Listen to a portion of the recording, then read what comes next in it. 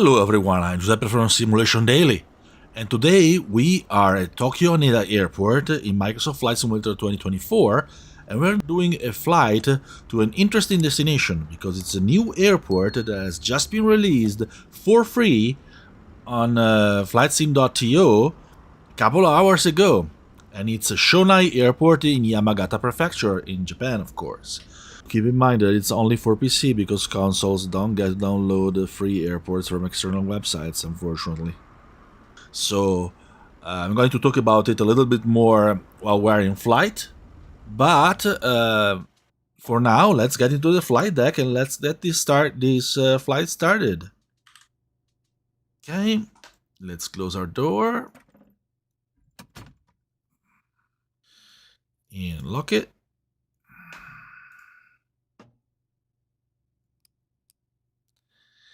And go into our flights, import from SimBrief. We are 31 minutes to take off, which should be plenty of time. This is actually a reproduction of a real flight, a mid-afternoon flight from Tokyo to Shonai. And more precisely, it's the ANA flight 397. So we're going to basically depart at 3:55 local time and or whereabout, and should arrive in Shonai about 1 hour later. So we're flying on the Fenix A320 on the PC version of Microsoft Flight Simulator 2024. So let's get this aircraft started. As usual, we are doing a rather abbreviated procedure, but still doing all the necessary steps to start our aircraft manually. If you want to skip to the takeoff, you can do it. The YouTube video is going to have chapters so that you can skip very easily to the takeoff or the taxi or whatever phase of flight you want to skip to. Let's start.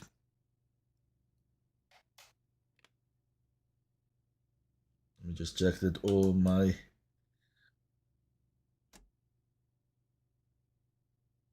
controls are in the right position before I start the aircraft so that things don't start complaining, and they are.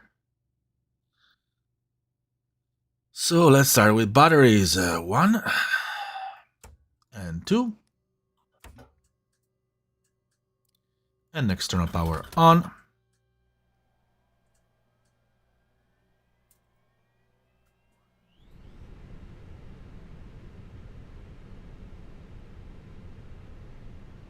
Let's wait for the triple click. Tells us that our systems are started.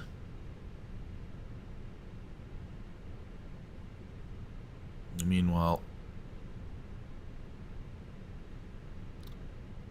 unfortunately, the version of Tokyo Haneda that is in the simulator is a little bit antiquated. There should be jetways here right now, but they have not implemented them yet.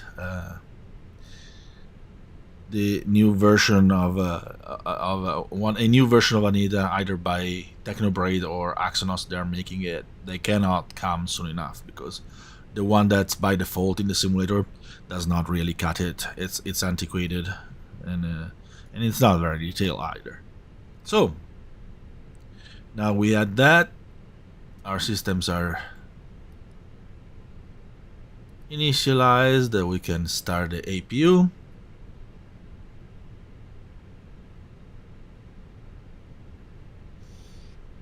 We go to our aiders, start those.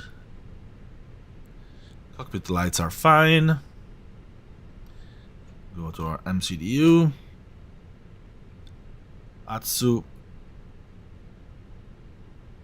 EOC menu. Flight initialized. Initialize data required.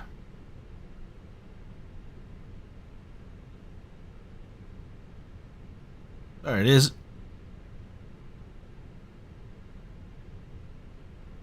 Now we go into init.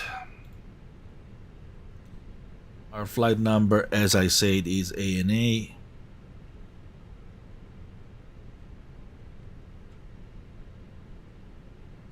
.397.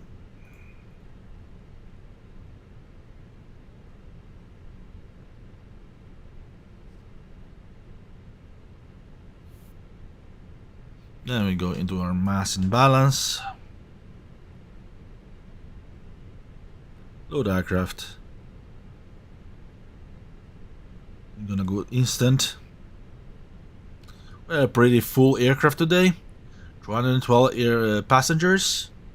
Not completely full, but pretty full flight.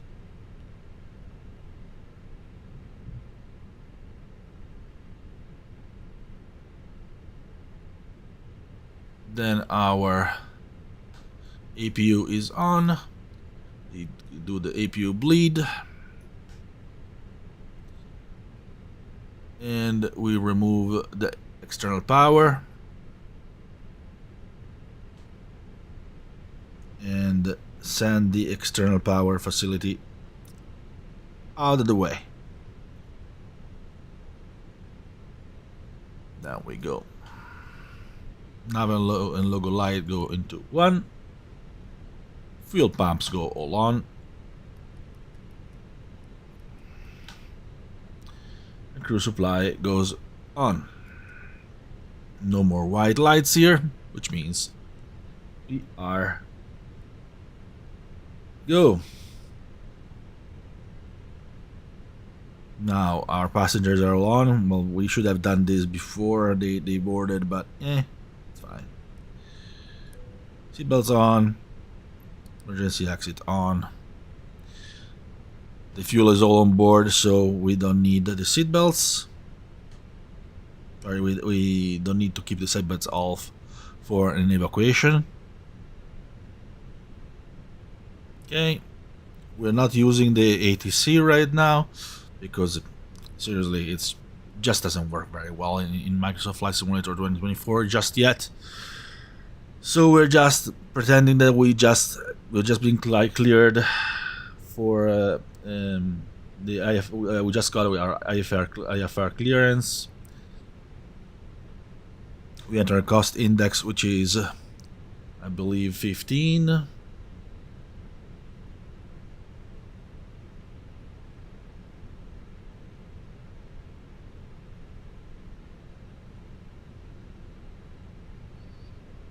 Then we enter our cruise flight level and temperature, which is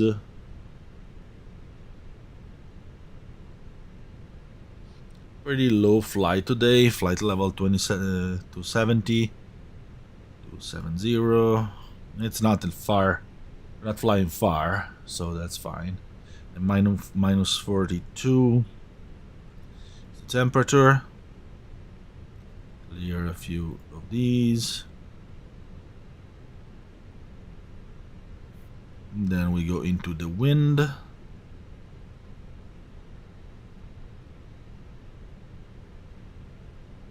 Oh yeah, we need to do the need request first. I forgot. Sorry.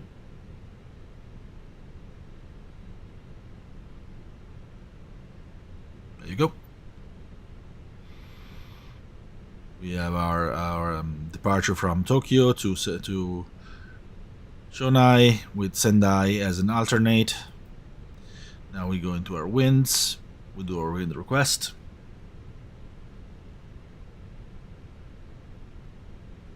There they are.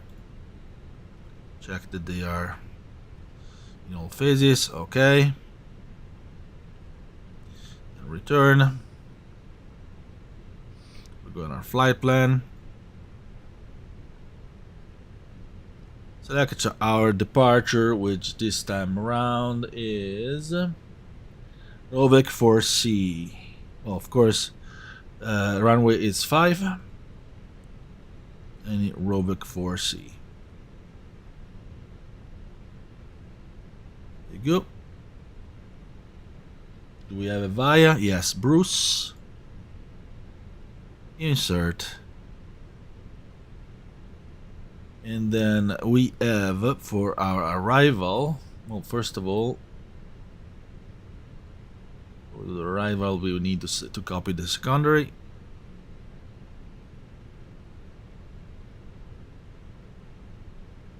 Secondary flight plan, copy active.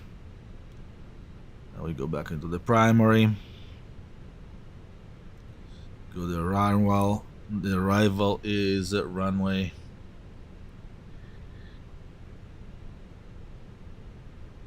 27.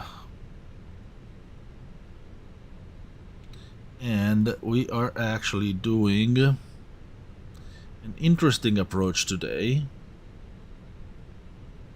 which is the Arnav Y to runway 27. And it's interesting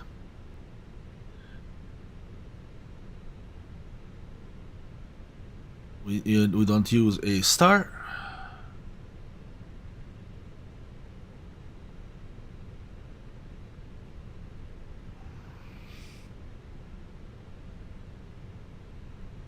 And insert. It's interesting because one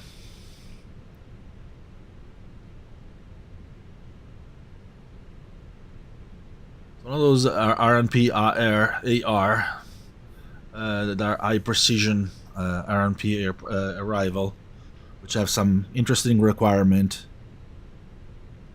and I will talk about it more when we get there. Now I go in plan and check that everything is fine.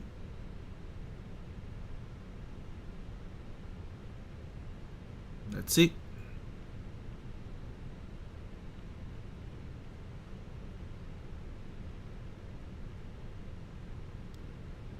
I'm mostly northward, and yes, everything is as it should be.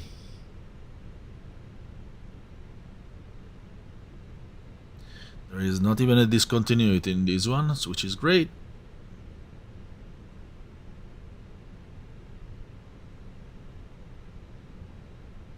Constraint on. Now we have all our constraints as they should be, which are correct. Let's put them on both sides.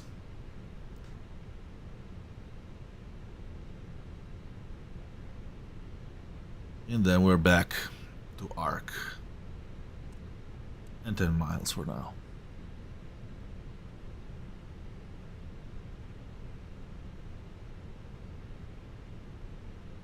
So, in it, next page, we do our zero fuel weight and zero fuel center of gravity or whatever. Mass and balance, 69.7.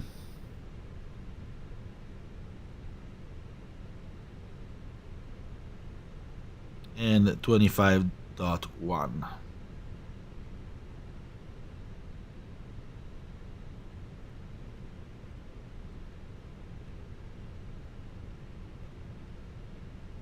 One.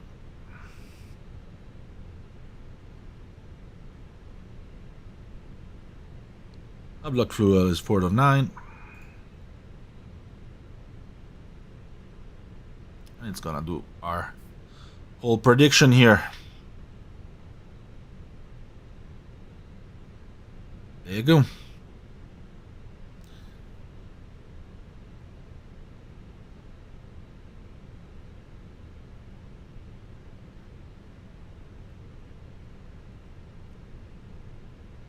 Data. Next page. Pilot routes. Store active.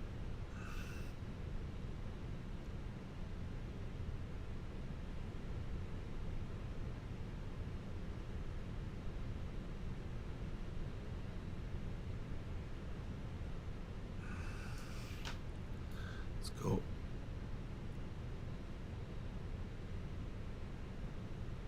Receive and approve our load sheet. See the messages. Usually this one is going to be outdated. This one is the right one, so accept it.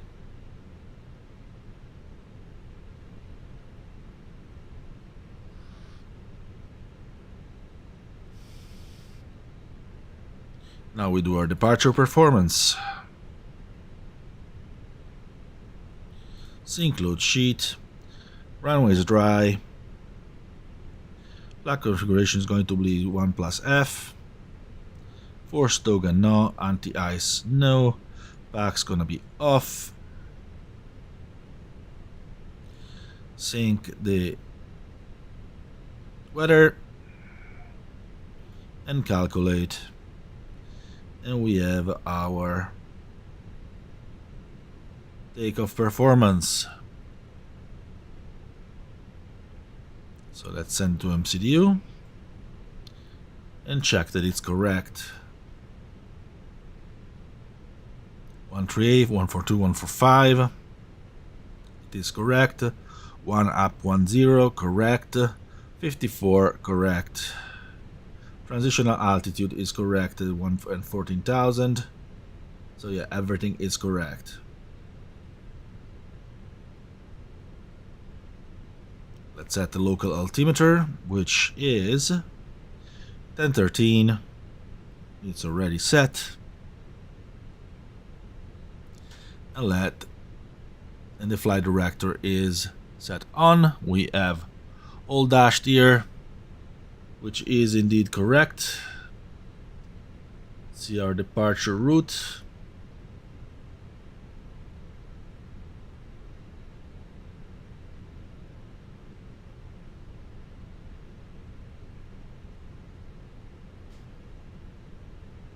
Let's carry ourselves to 10,000 for now.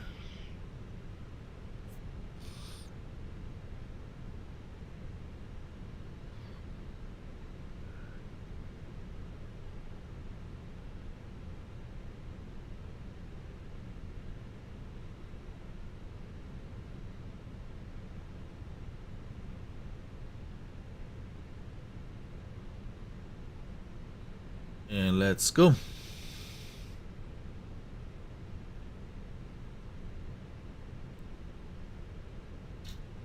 Transponder goes into auto. Should already be actually.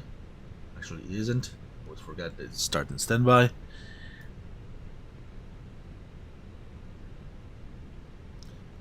Beacon goes on because we are ready to depart.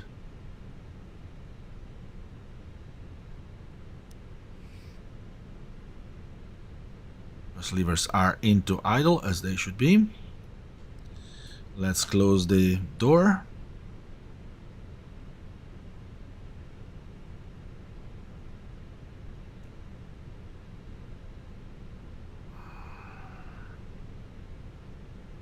Remove the stairs. And remove the chocks.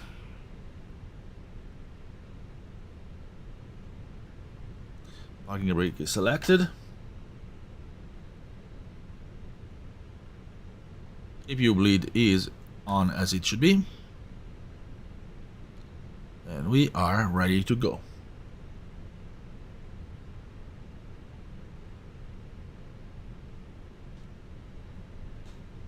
Connect tag. Start.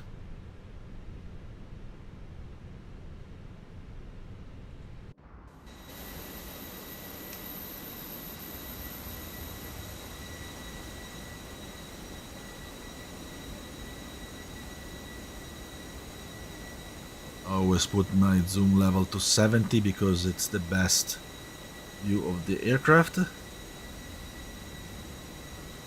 And it's connected.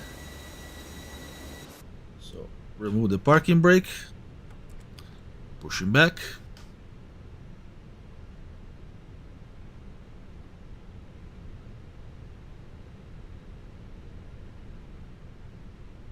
And it's time to start the engine. Engine selector goes start. Engine 1 starting.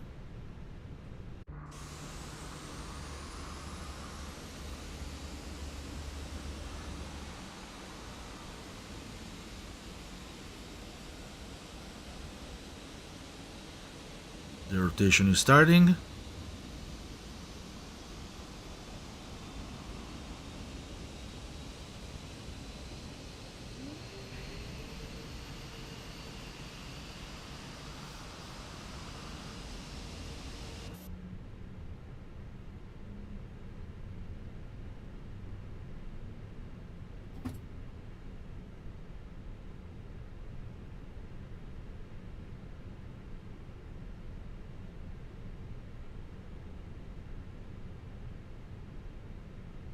it's available. So engine 2, start.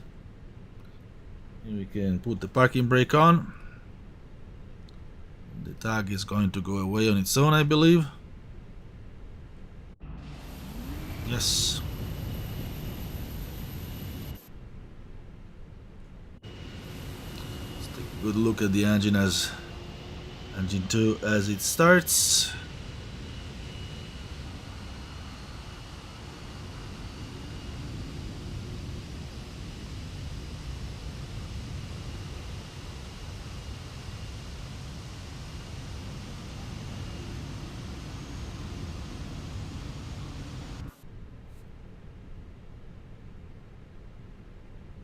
Almost be available.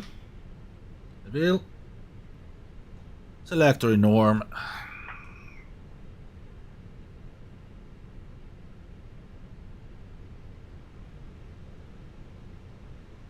Parking brake is set. APU bleed can go off. And the APU master can go off as well. We don't need anti-ice for now.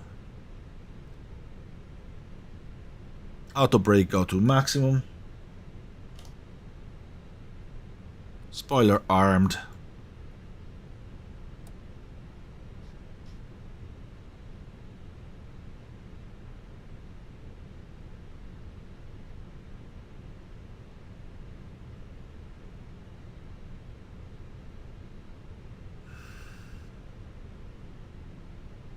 Okay.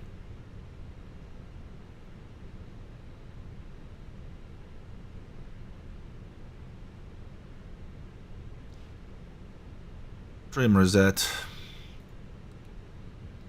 Flaps for takeoff.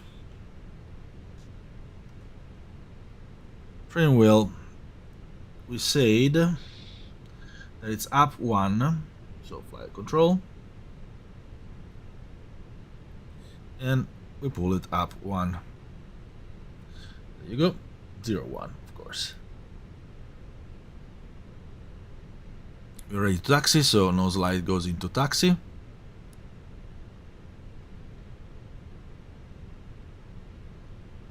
Runway turn off light, we don't really need them right now. Transponder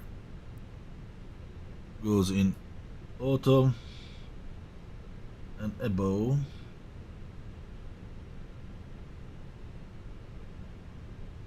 Okay.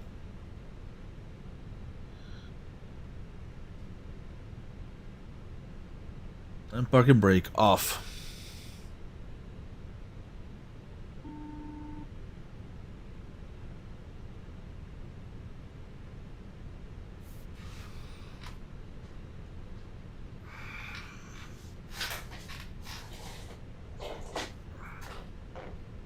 Okay. It's time to go.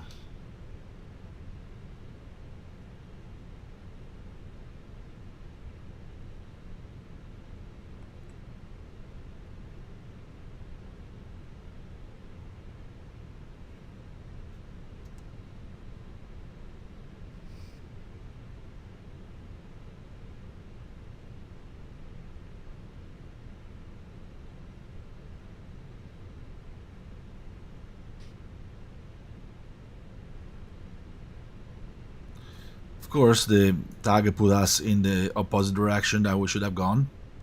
Of course it did.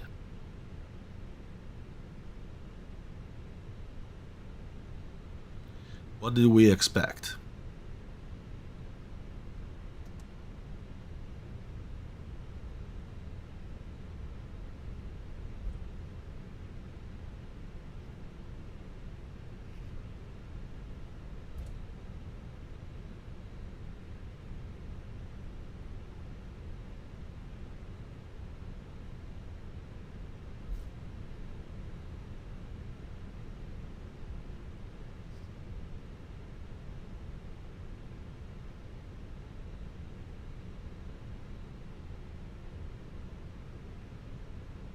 There is a nice line already on runway 16L for departure, but we're not departing from 16L.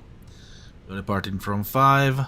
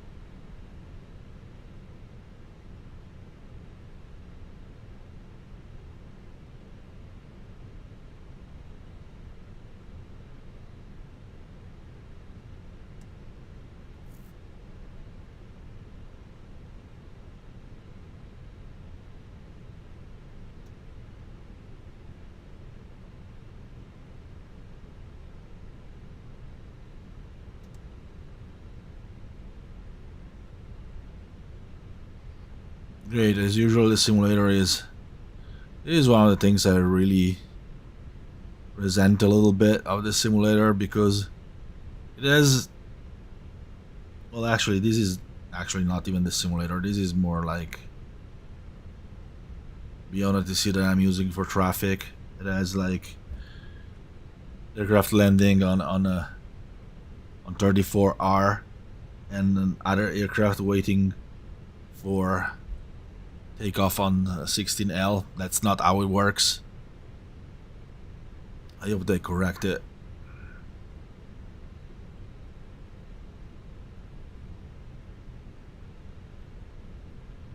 Yeah, we actually need to go on the other one, because that dude's gonna come straight at us. So we're going to go on Charlie, which we should have before, but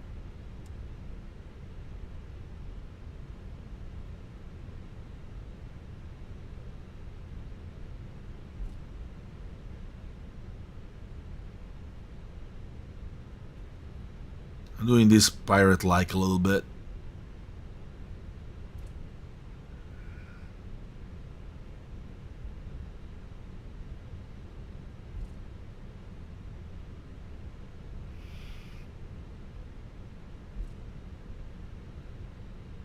There we go.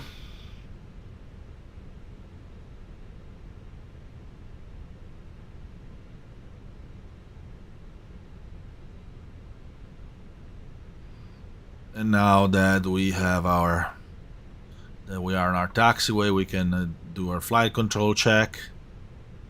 Right, left, down, up, disconnect the pedals, full right, full left, and we find reconnect the pedals. Can go a little faster as well. See, aircraft nicely landing on runway 34L, and we had other aircraft waiting to depart on 16L. How is they going to work? I'm not sure, but yeah. Not all airports are like that, but Haneda tends to be a like default Haneda tends to be a pretty big culprit. And I actually do not know what is the culprit for this behavior. If it's like beyond ETC, if it's the simulator, if it's how the airport is set, I have no idea.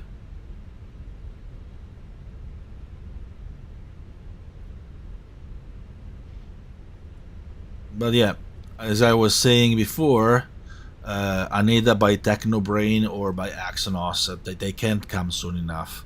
Personally, I tend to have a little bit more confidence in Technobrain because they are Japanese. They are literally, well, even if they are from Osaka, they have access to the airport as much as they want, certainly more than anyone else. So I have pretty much good confidence that, especially considering that quality, which is really high, like really good quality there. The Kansai was fantastic, the Yao is fantastic. So I have good confidence that they will not disappoint me.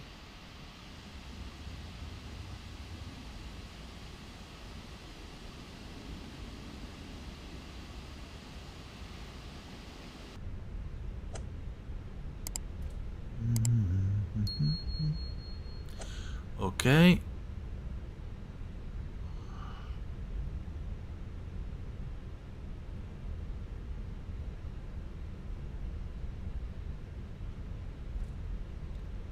$16.57. We are pretty much on time. We're supposed to leave the stand at 16 and at 6:50. Sorry, not 16. 6:57. We're supposed to leave the stand at 6:55. So we departed pretty much on time.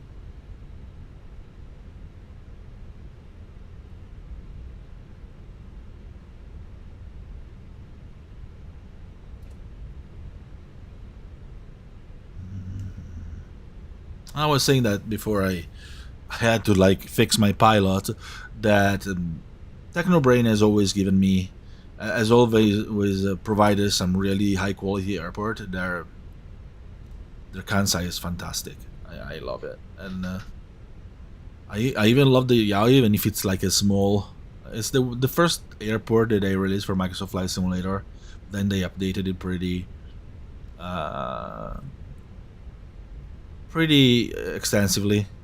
And then they released Kansai. Actually, when they released the first version of Kansai, it was a little bit not so great.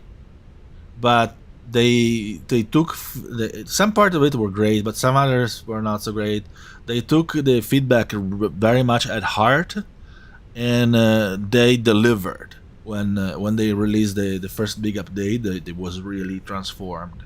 The only thing that I'm not a super fan of their airports is that as many Japanese developers, they really are scared of using real life brands. So they have like they modify them, and that doesn't look too good.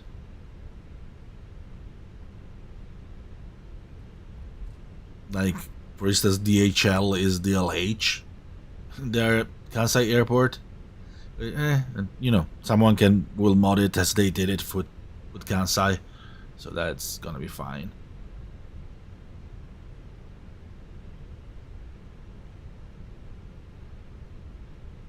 We're almost at our bridge.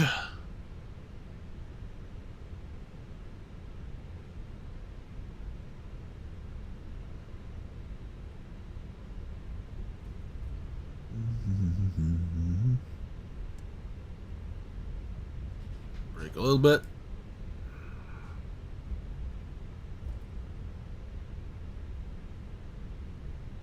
Turn in. Someone's there landing on 34L, which is the best runway for plane spotters at Haneda.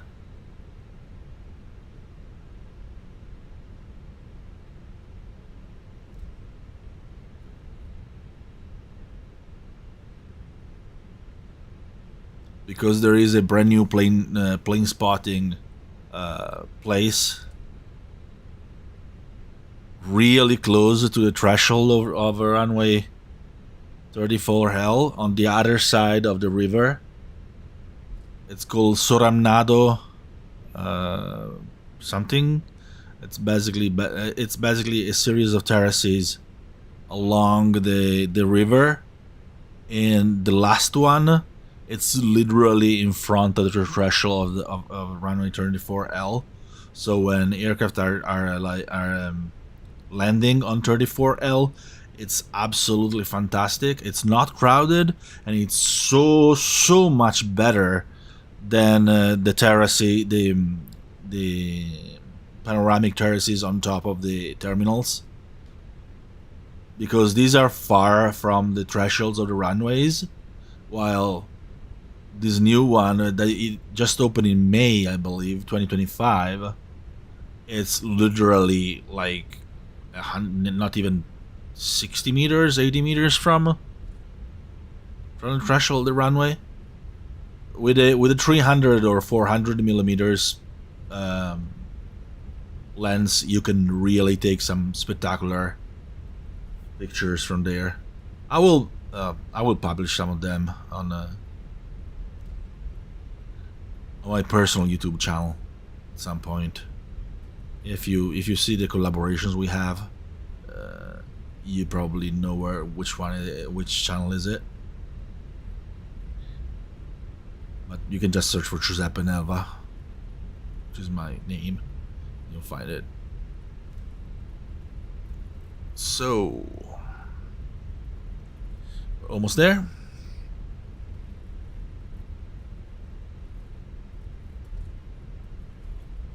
Runway 5 is in front of us.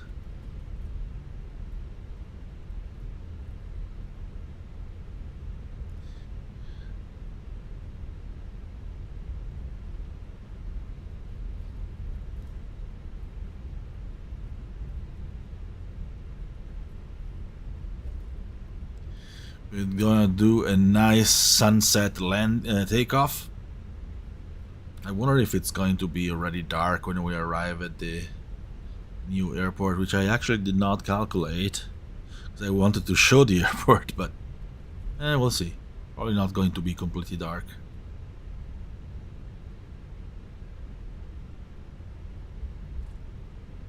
But this is actually the first A321 flight of the day. Flights before are flown by A320. There is one 737 flight in the early morning. Then there is a true A320 flights, and then there is two A321 flights. Okay, we almost there.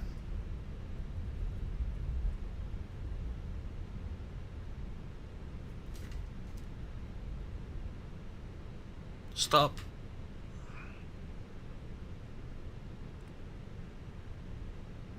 Okay, we're ready. Turn off pack 1.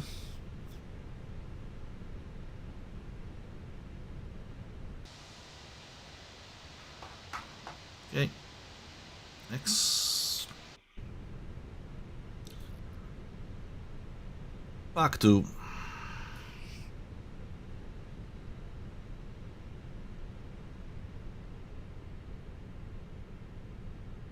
Let's advise. Ding ding for departure. Transponder goes in Tara. Or in TA. Strobe lights go on.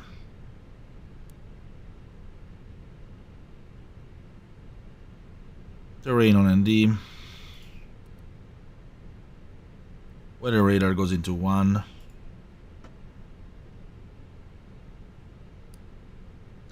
Operating wind shear goes into auto.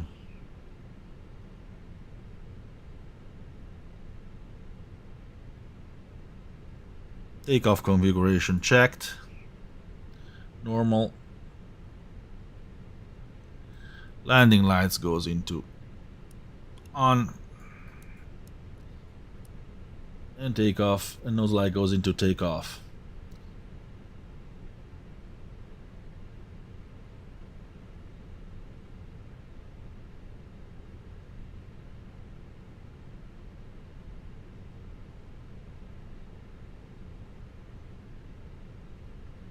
Okay, let's go.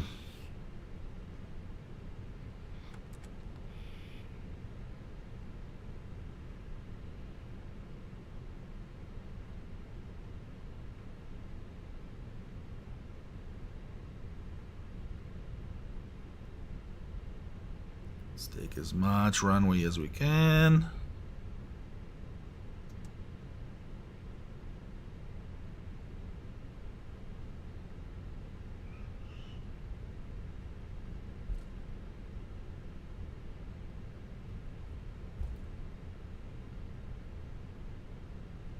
Okay. Reset.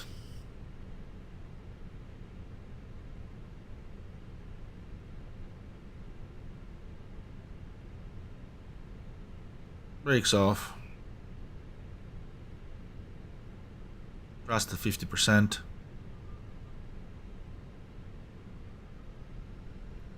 Stabilized.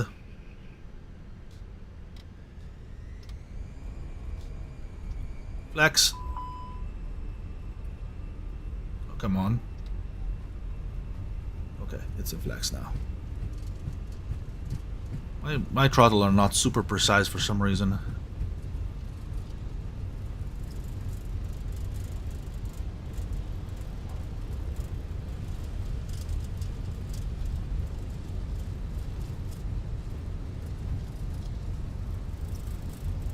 One. Rotate.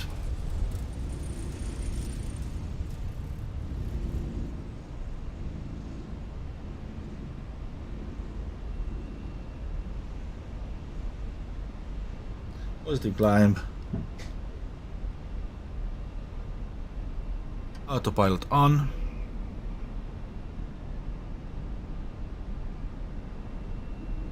I didn't say landing gear up, but I did put the landing gear up.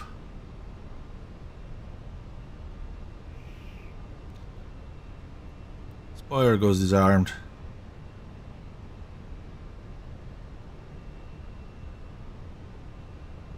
Nose going down. Lever climb. And we're accelerating. And look at this! What a sight!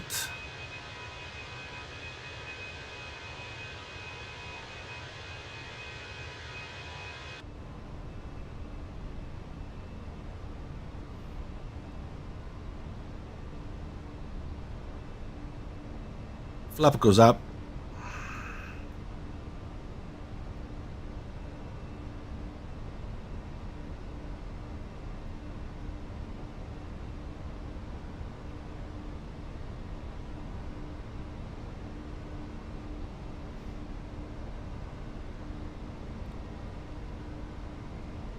Off back.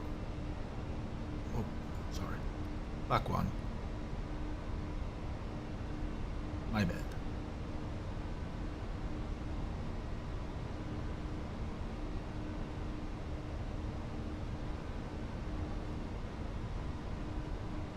And seconds up. Back two.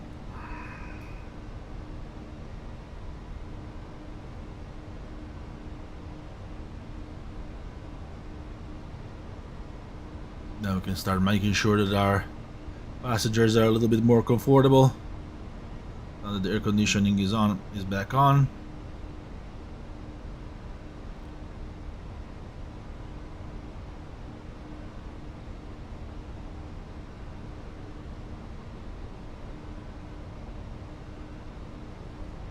Let's take a nice view of Tokyo.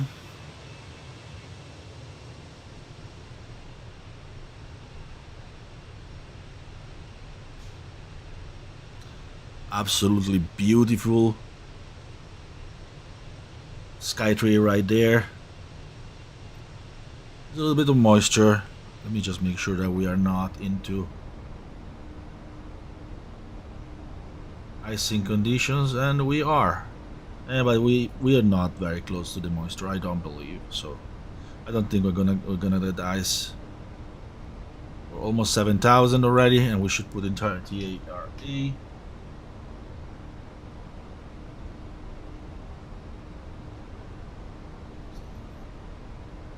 Go.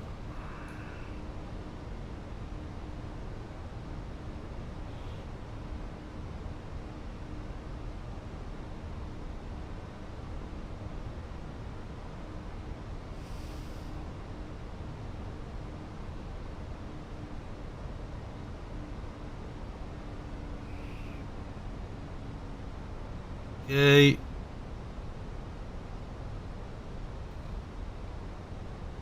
Let's climb to our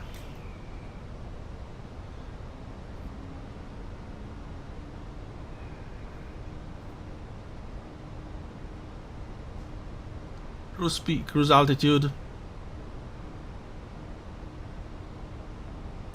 Retract lights.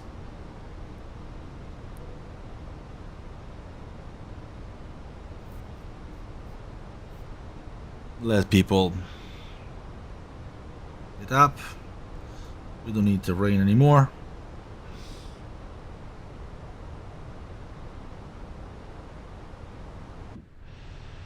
Let's take a good look.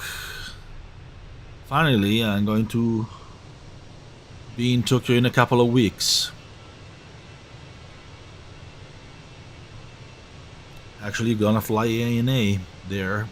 So that's going to be a nice trip. Little work trip. Can't say why I'm going. But if you know me, you know why I'm going. There is stuff to do there. Developers to interview. People to talk to. And I say, who? No, I can't. You will see. Very nice view of the kind of setting sun. Well, it's not close to setting just yet, but I love this view. By the way, we are going above our transition altitude, so we definitely should put into the standard.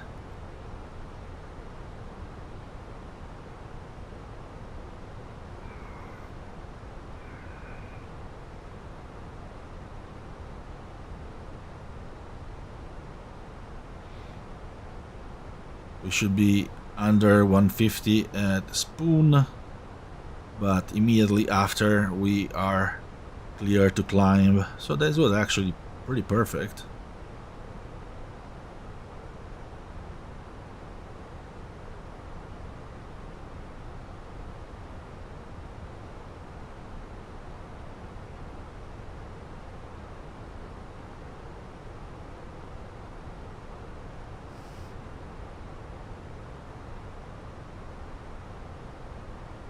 Everything is correct on the overhead.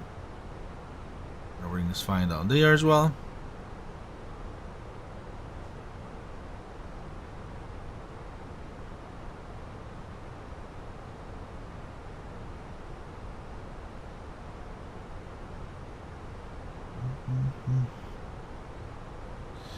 I know there should be some pretty bad weather at our destination. That's going to be interesting.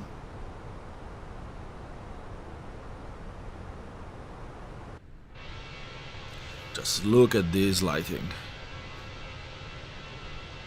Isn't it beautiful?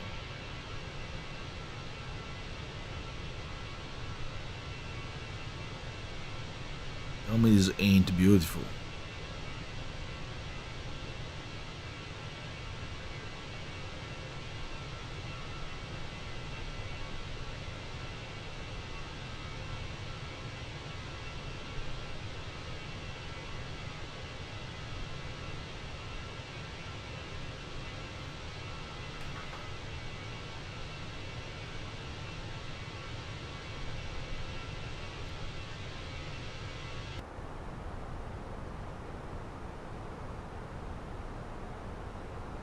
Yeah, it's asking me to be above 150 there, and we are definitely above 150. And Bruce, do we have any more constraint ahead? No. So we are completely fine, and we're going to be at our top of climb after Agris. And our top of descent is going to be actually not so far after.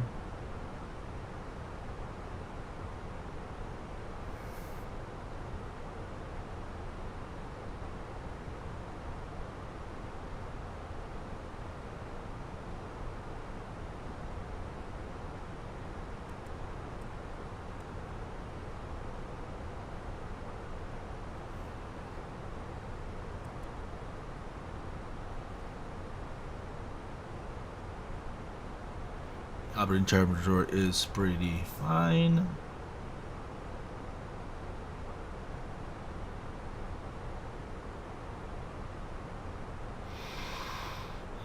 We're going up, up, up. Yeah, I'm not going to sing golden, don't worry. Kinda tempted, but yeah. There is some pretty fun crosswind at our destination, 1916 knots. It's not massive crosswind. There's a lot of like headwind, but the crosswind is not bad. 16 knots. It's gonna happen.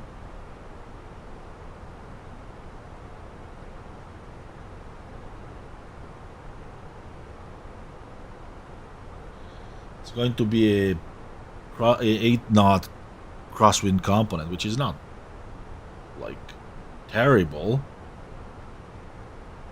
but it's not fun. And we are at our cruise altitude, and he already wants my destination data here, so we'll do that. first. Put these on hold.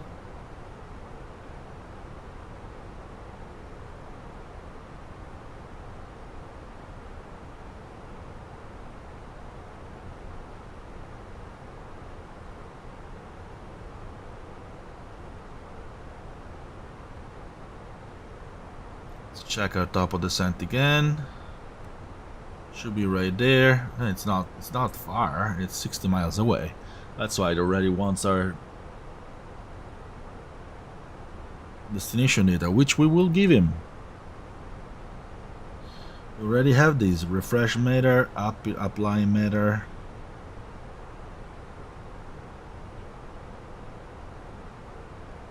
We need our landing weight, and let's calculate it. So, fuel prediction. Our gross weight now is 733. Our estimated fuel on board and destination is 2.9. We're now at 3.3. So 0.4. So it's 72.6. It's going to be a landing weight. 6. Does not like low auto brake. Medium auto brake is gonna be fine. Max reverse is not going to be.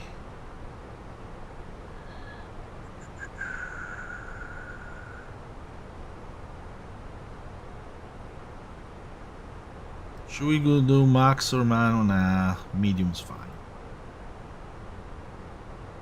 So we're gonna land the medium auto brake. We're not gonna use max reverse. Idle is gonna be fine. So enter our destination data.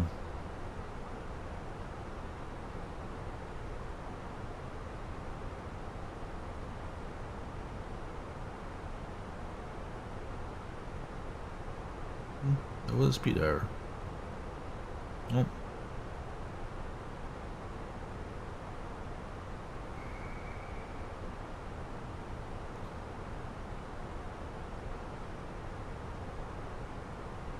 Next phase. Next phase. So the QNH at our destination is 1014.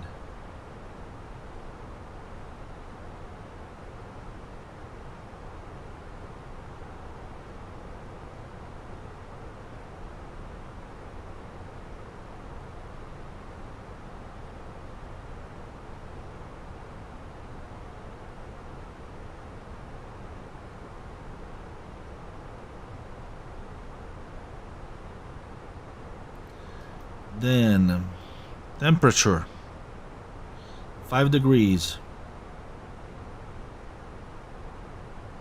wind 290 at 16, 290 x16. Transitional flight level is correct, 145. Configure full.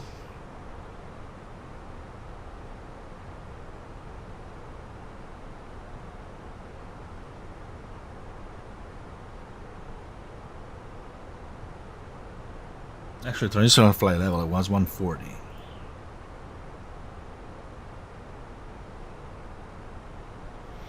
And minimums. Let's see, this actually has a small caveat that we need to look at.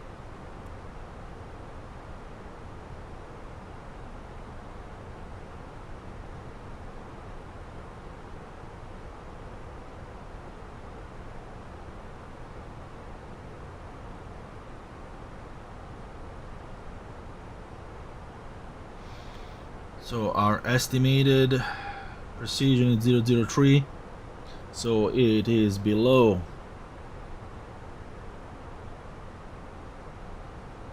RMP 012, so we can use our minimum at 386.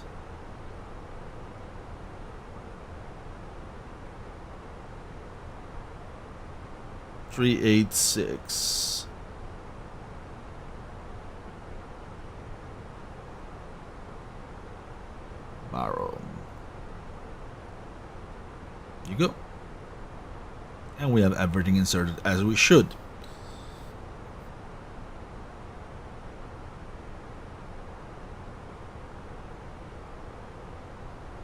Not far from our top of descent.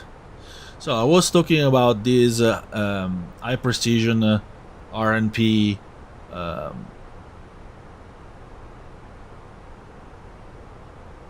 AR, which means that you basically have to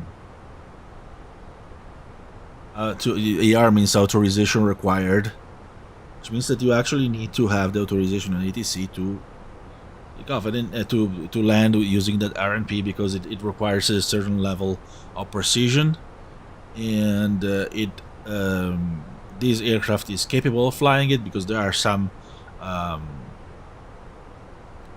requirement in terms of equipment inside the aircraft. We have that, we're fine. Also, there is a temperature required. It needs to be below. Because temperature needs to be not below -10 degrees Celsius and not above 45 degrees Celsius. Temperature at the airport is going to be 5, so it's going to be fine. And basically it's an approach above the mountains near Shonai, which is why it wants to be a little bit more precise compared to the other RNP, which has also a less it turns towards the runway a little bit earlier.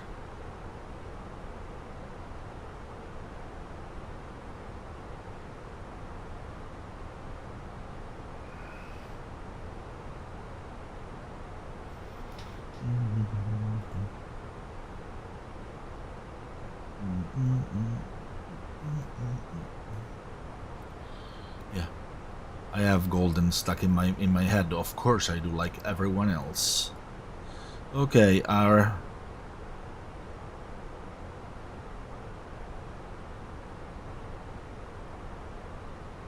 top of descent is coming. We need to go to 2,400.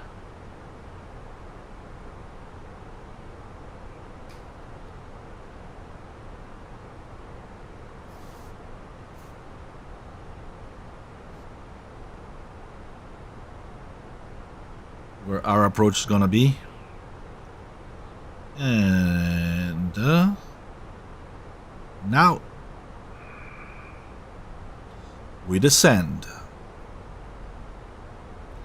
And we put our transponder below.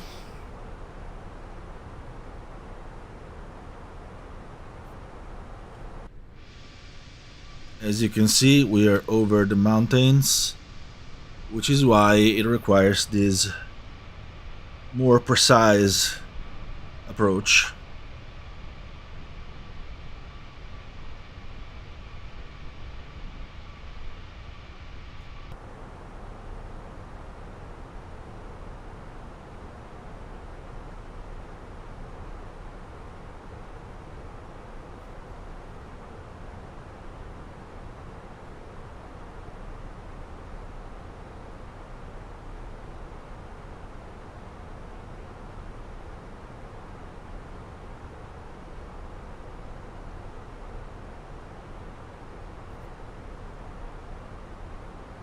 Starting at Shiro correctly, as it should do.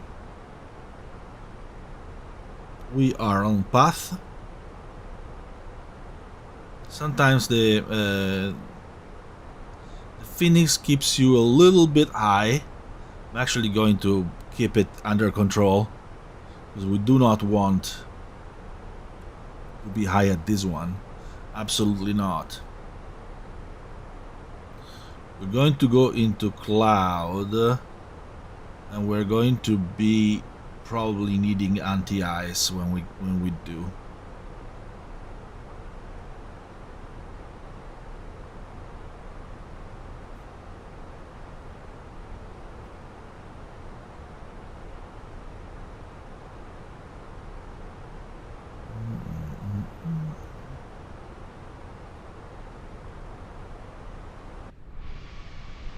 See, we have mountains all over, all under us, which requires, just look at that. Isn't this an absolutely beautiful picture?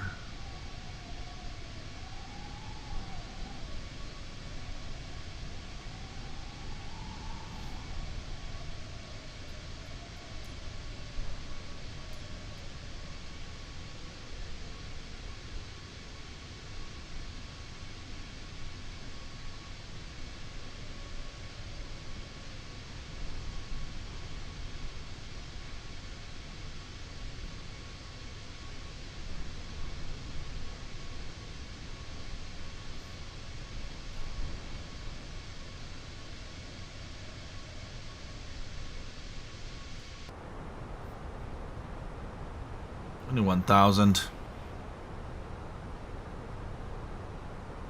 We are descending steady.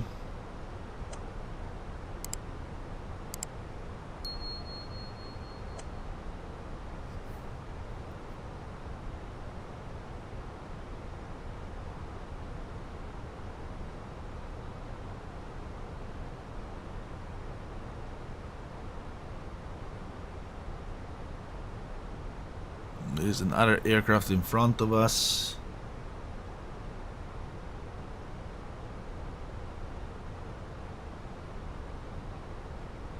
It's a bow.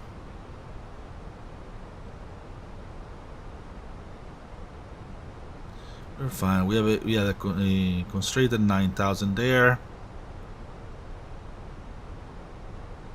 which means that we should be fine at over 9,000. Actually, want to see how further above. Oh, we should be fine.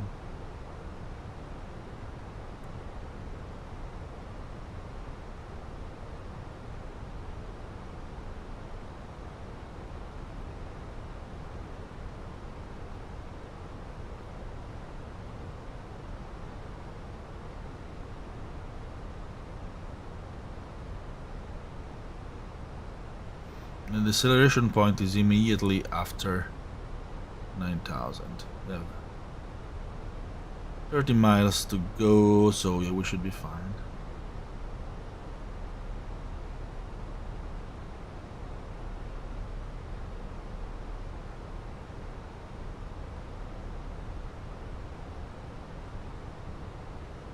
The company message.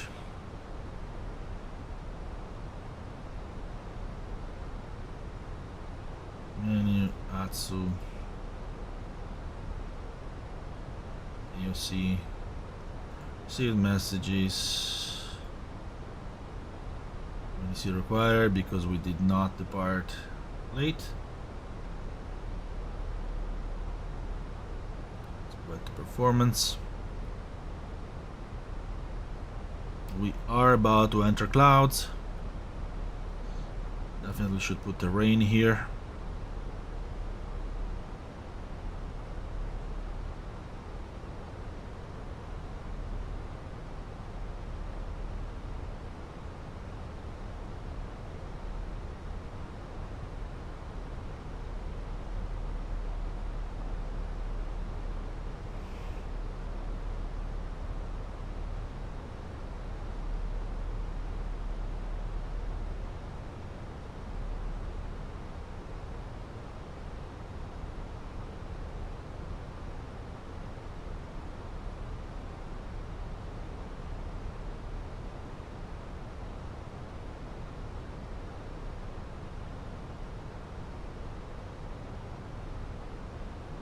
Oh, I love the color of the clouds here. Just look at that. Just look at that.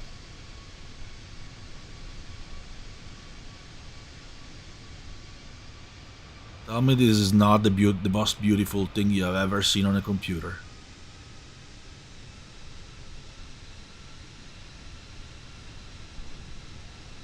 I think that this is going to be my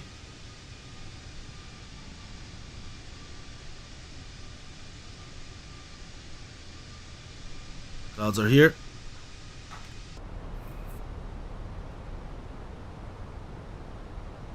Trying to put anti-ice, I believe. Minus 11. That is minus 24. Yes. Let's put on anti-ice.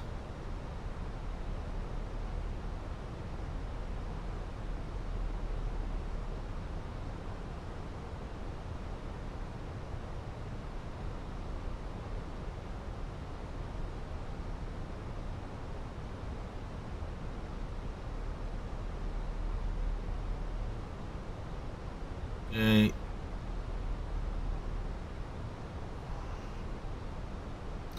Plus 15,000 passengers. Fasten new seatbelts.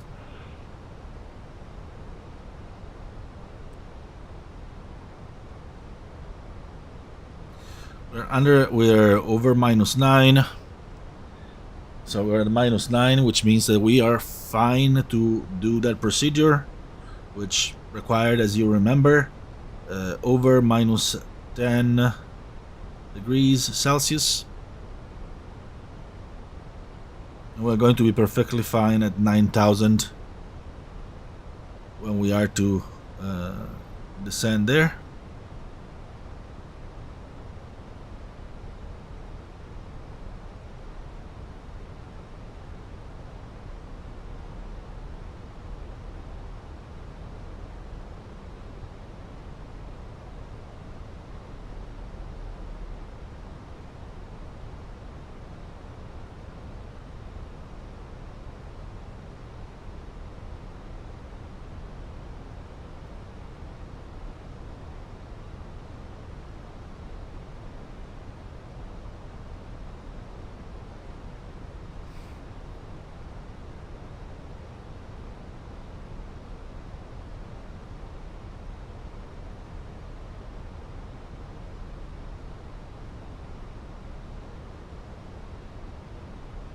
Look at these mountains. And this is why this precision approach is required. We are flying straight into mountains. Beautiful mountains, by the way. Mountains of Yamagata Prefecture are absolutely fantastic.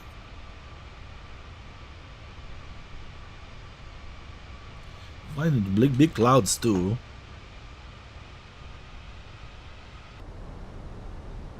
We're going to be absolutely fine at 9,000.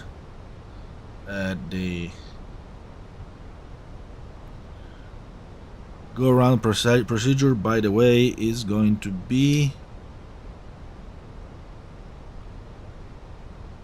4,000 if I'm not wrong. By the way, if you want to fly this approach, you need the Navigraph, because there is no charts there is no LIDO charts in the simulator for these, unfortunately. Okay, it's lowering the speed. Yeah,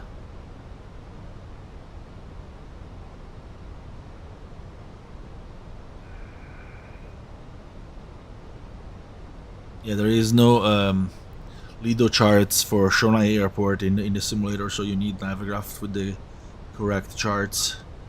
And the go around procedure is 4,000, yes.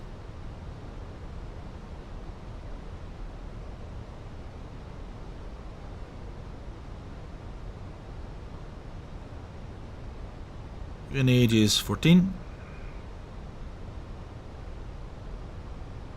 Let's just make sure it is. Yes.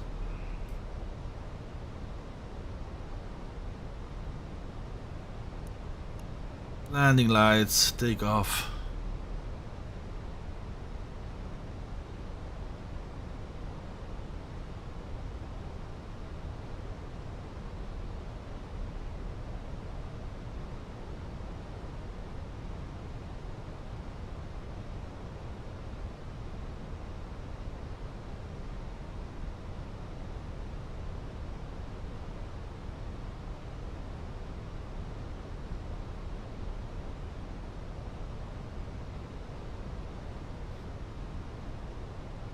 Okay, we're almost at our deceleration point.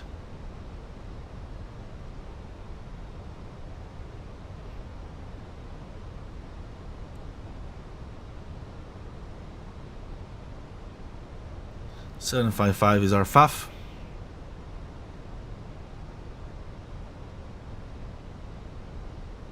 Deceleration reached.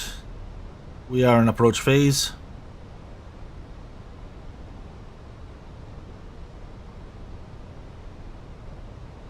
We are engaged our vertical deviation and our lateral deviation.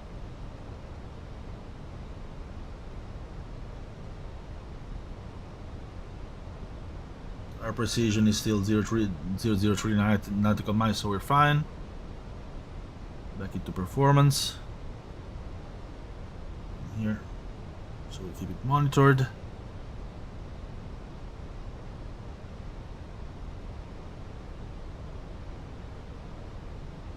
We'll need to press approach after SY754.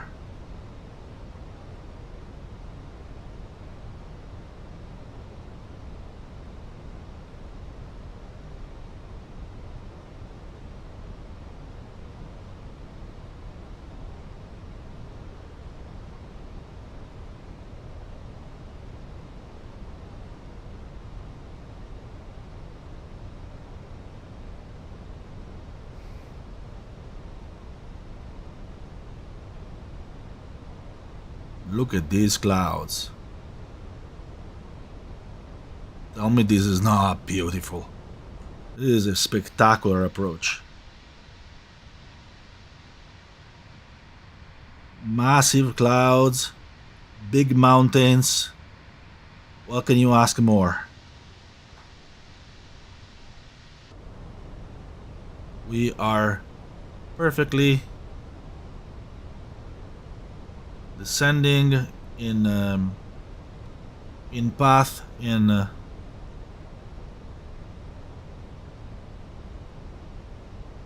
within our speed limit.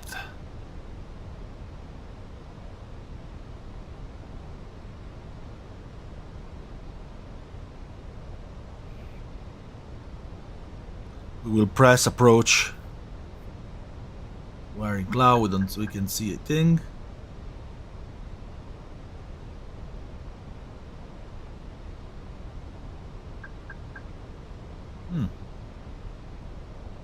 It's beeping at us.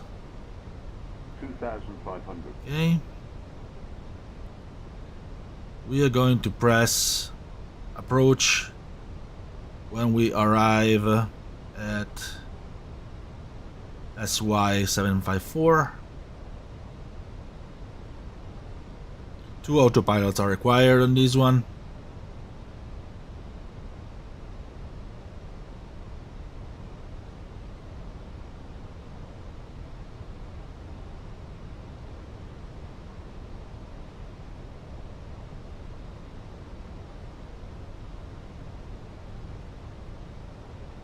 Okay, we are there. Approach. Autopilot 2. Not yet.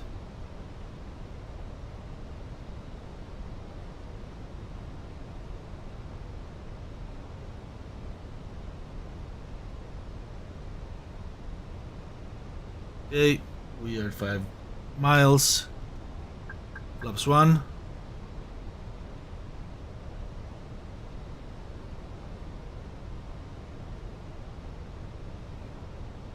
It's raining. I don't want a second autopilot for some reason.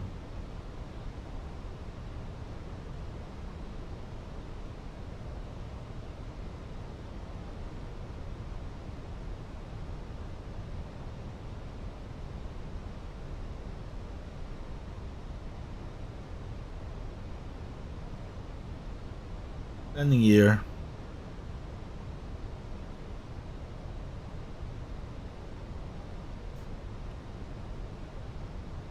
Down.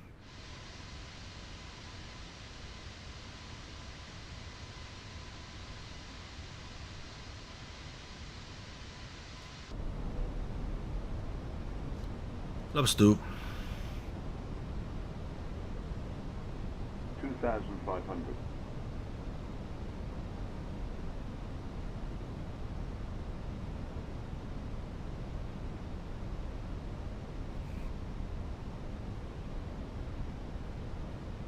Airport's inside. Flaps 3.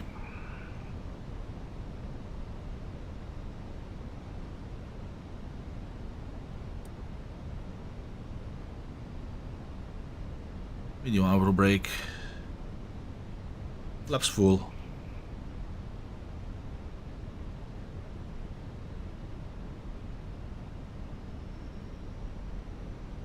$4,000 set for go around.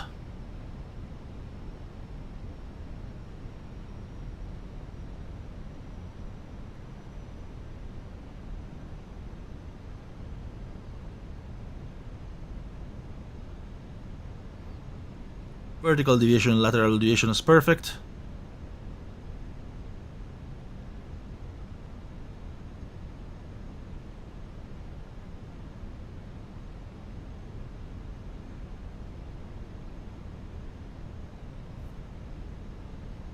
Let's put the ignition on, just to be sure, since there is some... actually, seems to be almost. There is a little bit of a crosswind, just to be sure. There is the airport inside.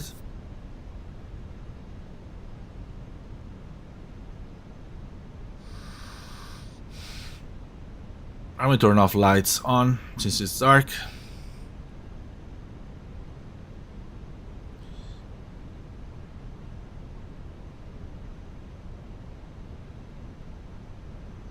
Should turn off the autopilot about 300 feet above ground. 1,000. Look at this. And these are the mountains we just passed. Pretty majestic, isn't it? But I should focus on the landing.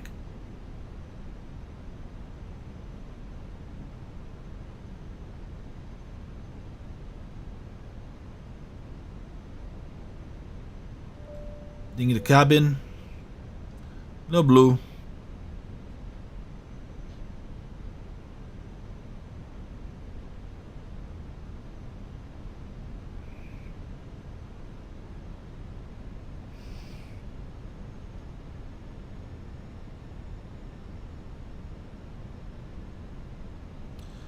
Final lap. 500. 500. 100 above. Autopilot off. Minimum.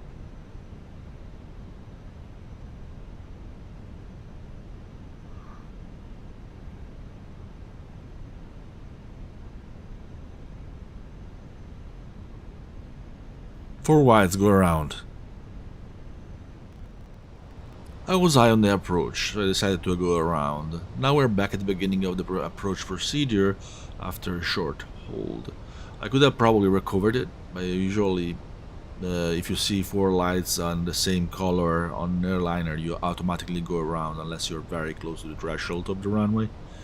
It's always better to be safe than sorry, and I really don't mind showing when I make mistakes. It happens and it won't be the last time.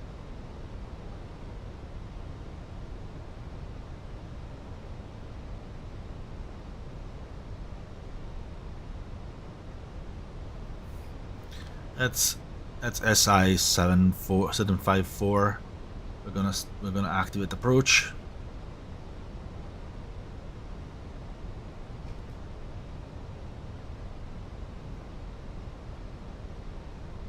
Lateral deviation and vertical deviation is fine.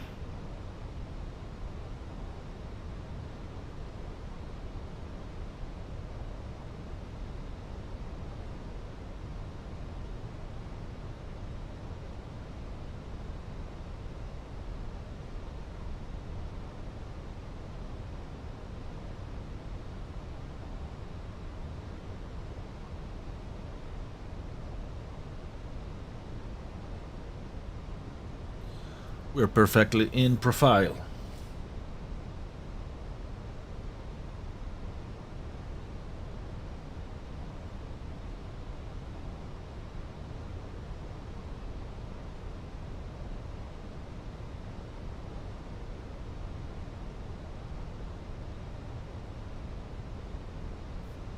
Okay.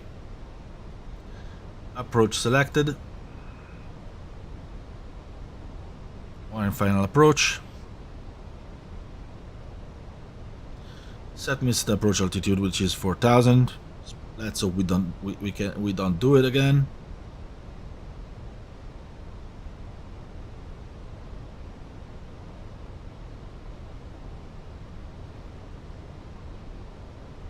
Five miles from flaps 1.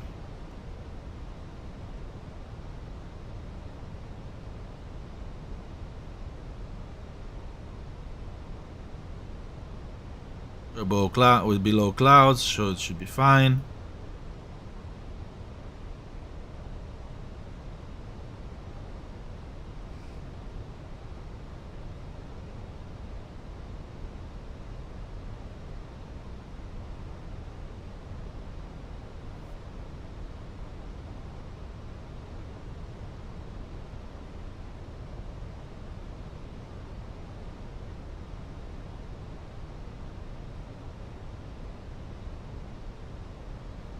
Time to get down.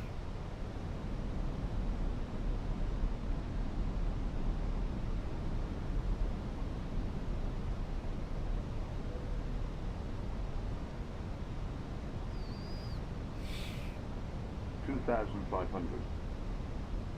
Flaps 2.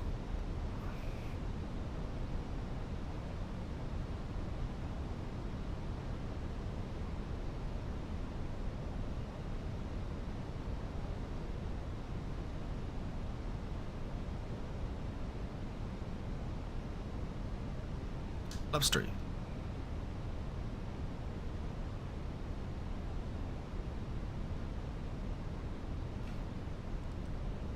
Flaps 4. Ignition on. Digging the cabin. We don't need anti-ice anymore.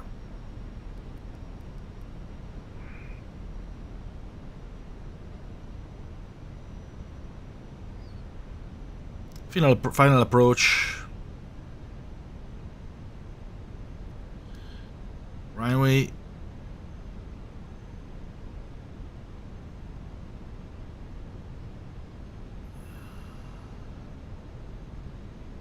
Is inside, right in front of us.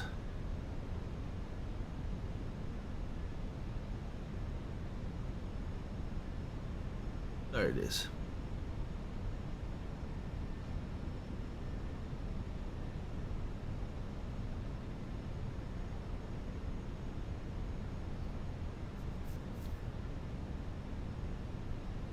Lights are fine.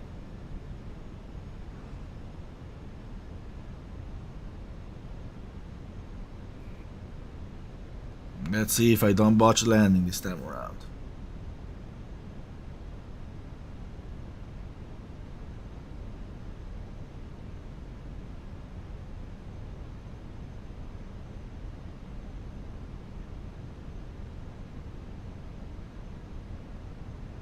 $1,000.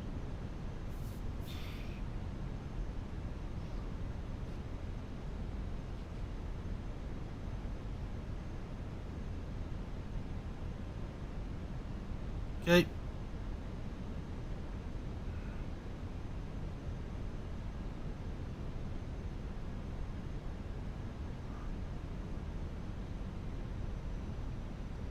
We have quite the crosswind, so we should be careful.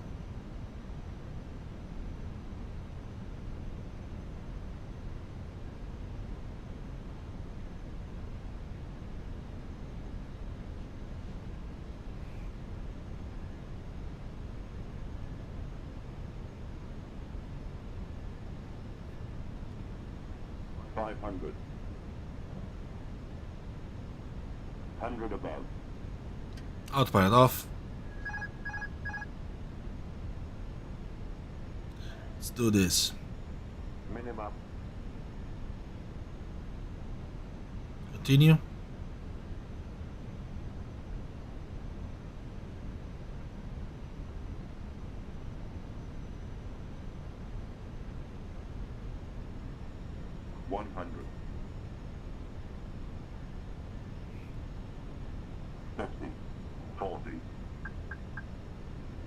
retard, retard, retard, retard, retard, retard, retard.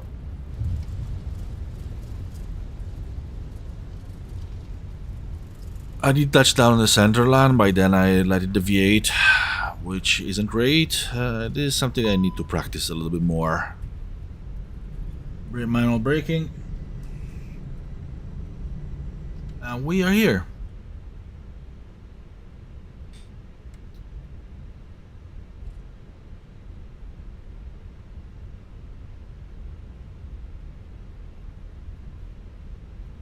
Much better than the other time.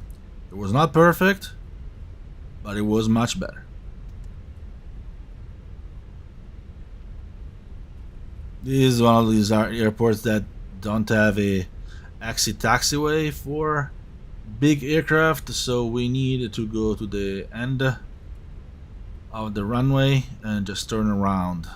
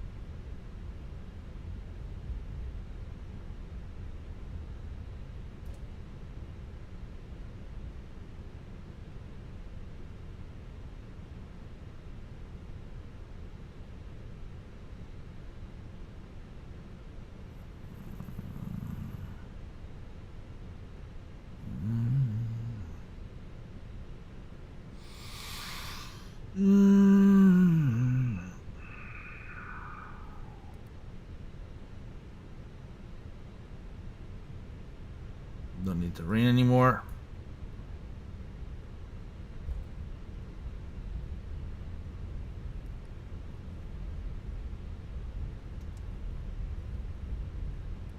Turn on the APU.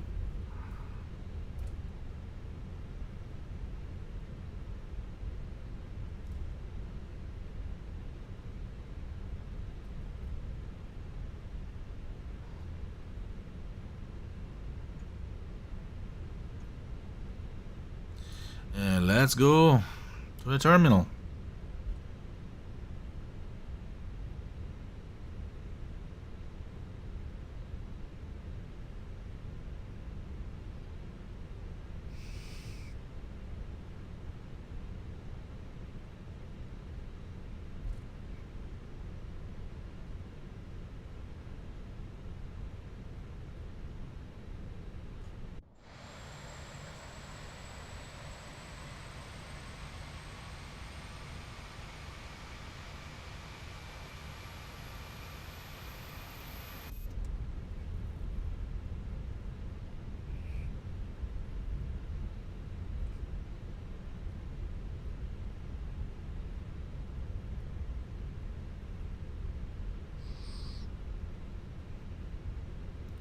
There is a bit of a stretch to do.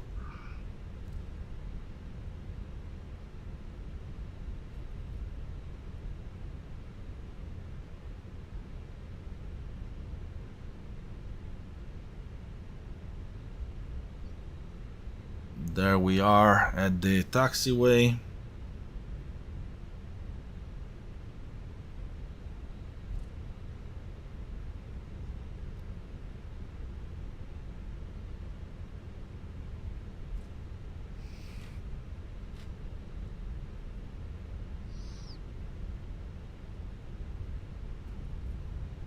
We can turn in.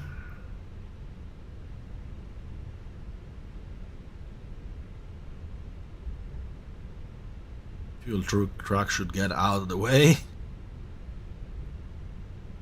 Very much out of the way.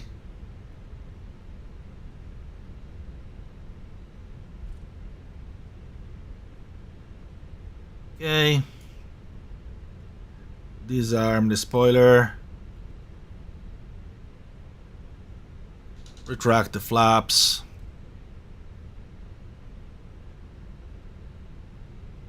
Strobe goes off.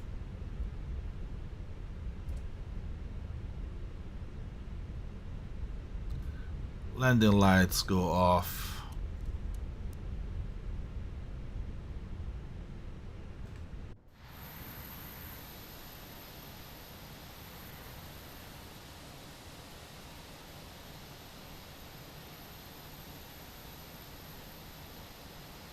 There you go. Parking brake goes on.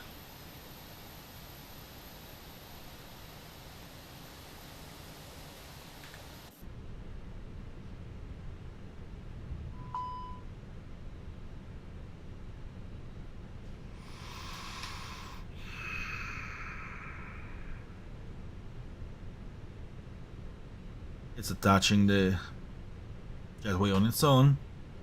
Oh well. All the lights off. Turn off lights off. APU bleed goes on.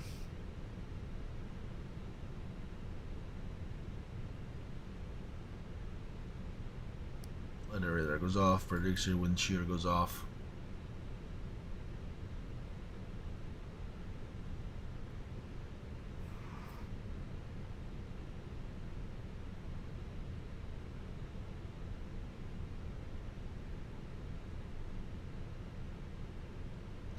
APU started.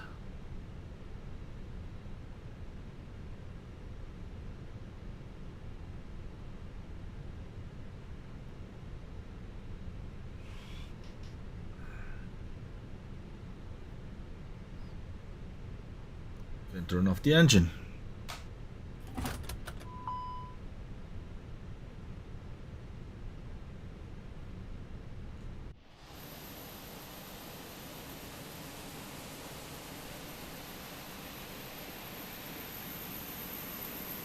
As you can see, the aircraft, the airport is really nice. And now it's toggling the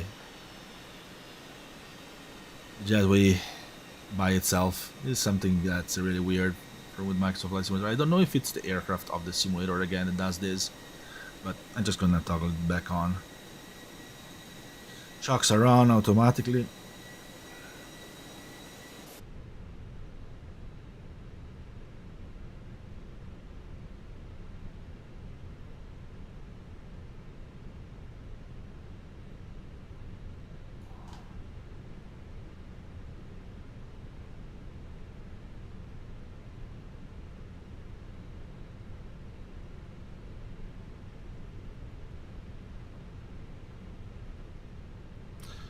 Oh great, the tablet is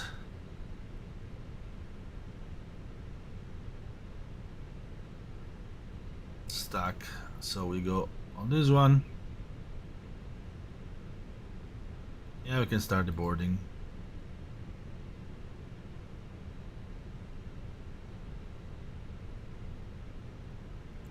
Not connect the tag, we should shocks and toggle jetway.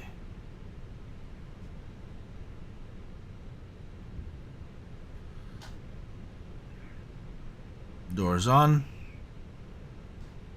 Seatbelt lights off. So the passenger can go around. The meanwhile, let's connect the APU.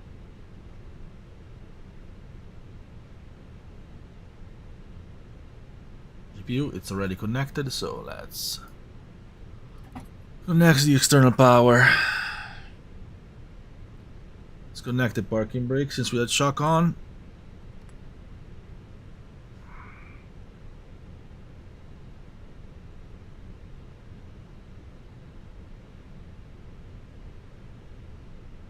And the passengers will be deboarding right now.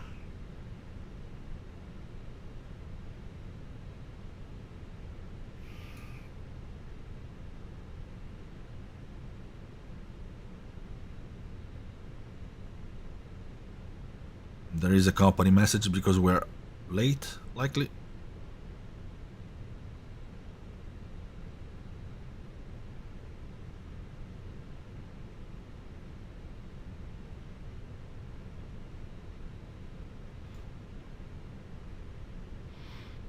Yeah, we arrived a little late because of the go-around.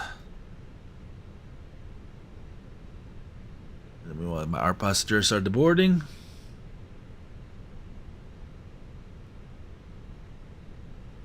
The beacon can go off as well. Forgot that.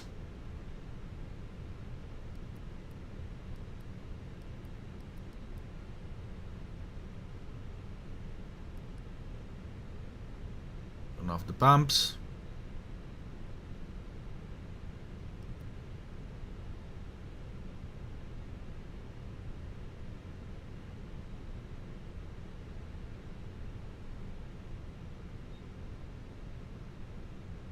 Right, that door on that side's open.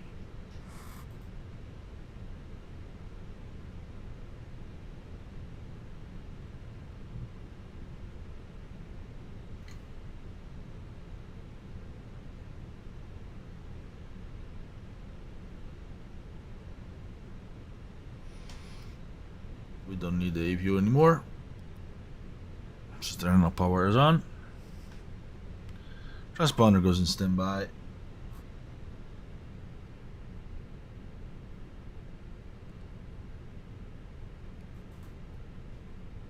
Got the TCAS as well.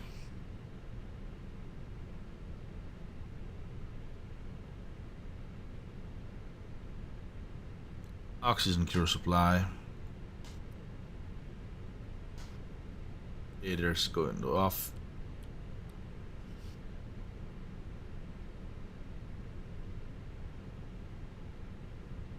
Stereo lights goes off.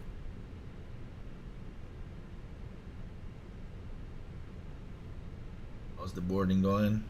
Almost done. Well, let me give you a little tour of the airport here. As you can see, it's really nicely made. There's custom jetways. Does not have a terminal interior, but it has its own all the decorations of the observation deck.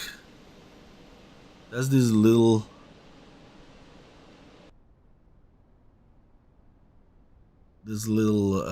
local signs with the mascot that I love. There is another one down the stairs, I believe, somewhere. There, the stairs here. If you look, I believe here. There's another one with like all the local products. This is fantastic. Here there is. It's pretty detailed. For a free airport, you really can't ask much more.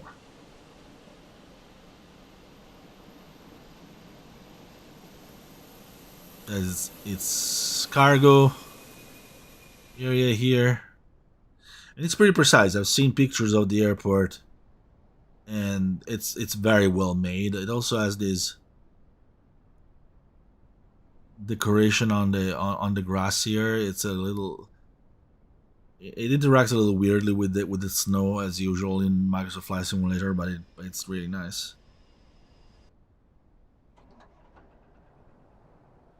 Also has a nicely modeled airside with its own bus, all the signs. It's really nice. It also has the smoking area, which is very Japanese. Japan has like these separated smoking areas, which are basically like prisons. It has this monument in front. It's a very nice airport. They're definitely going to keep it installed and enjoy it a few more times for sure.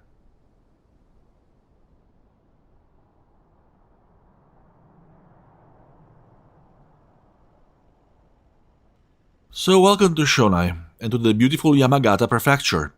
Thank a lot for flying with me, and I will link the download for the airport in the description. Do keep in mind that, as I said before, it's just for PC. Unfortunately, consoles don't get to download freeware airport from external websites. It's one of the downsides. If you have questions or doubts, please put them in the comments and I'll respond ASAP. Thank you for watching. As usual, if you enjoyed this video, please leave a like and subscribe. That's always super helpful. You can also leave a comment if you have feedback. We always enjoy reading them. Thank you so much for your time and attention. We hope to see you again soon here on Simulation Daily's YouTube channel and on the site. We have plenty of content coming, so stay tuned.